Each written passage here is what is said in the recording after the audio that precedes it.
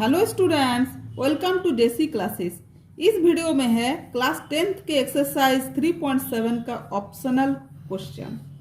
Question number 5, in a triangle A B C angle C equal to 3 angle B equal to 2 angle A plus B, find the 3 angles.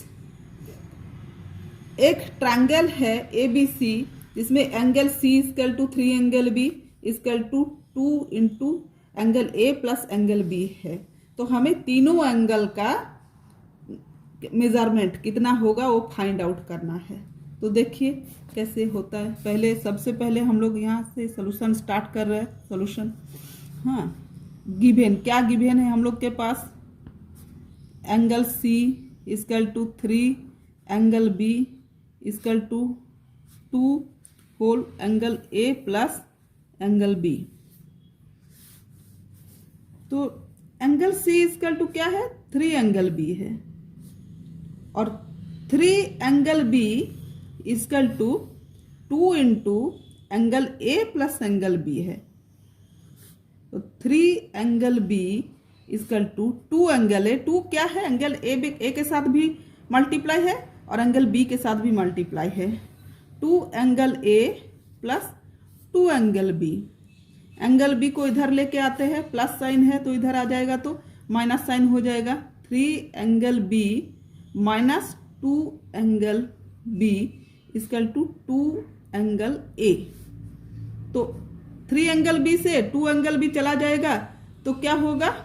Angle B equal to 2 angle A. हम लोग सब angle A का ही value निकालेंगे।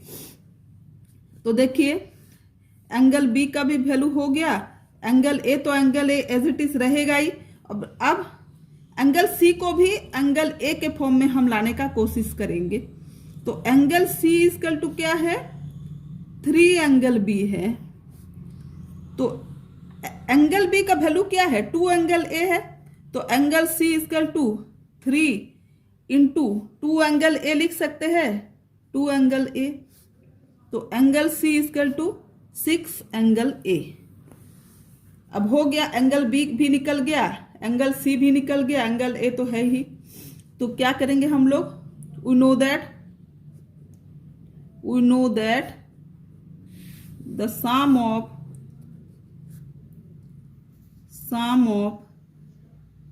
Angles of a triangle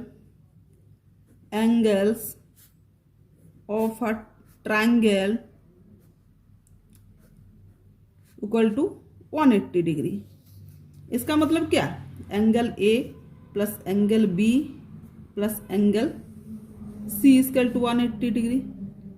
जैसे यहाँ एक triangle है A B सी,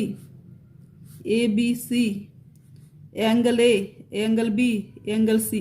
तो क्या होगा? Angle A plus angle B plus angle C equal to 180 degree होगा ना। तो angle A as it is. Angle B का वैल्यू क्या है? 2 एंगल ए है, 2 angle A plus angle C का वैल्यू है 6 angle A, 6 angle A equal to 180 degree. तो angle A plus 2 angle A, 3 angle A plus 6 angle A कितना होगा? 9 angle A, 9 angle A equal to 180 degree.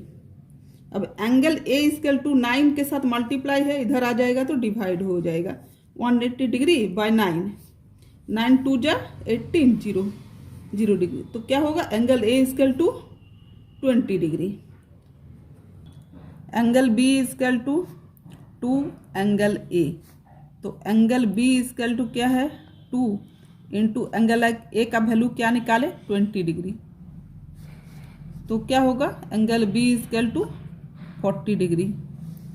Angle C equal to 3 angle B है।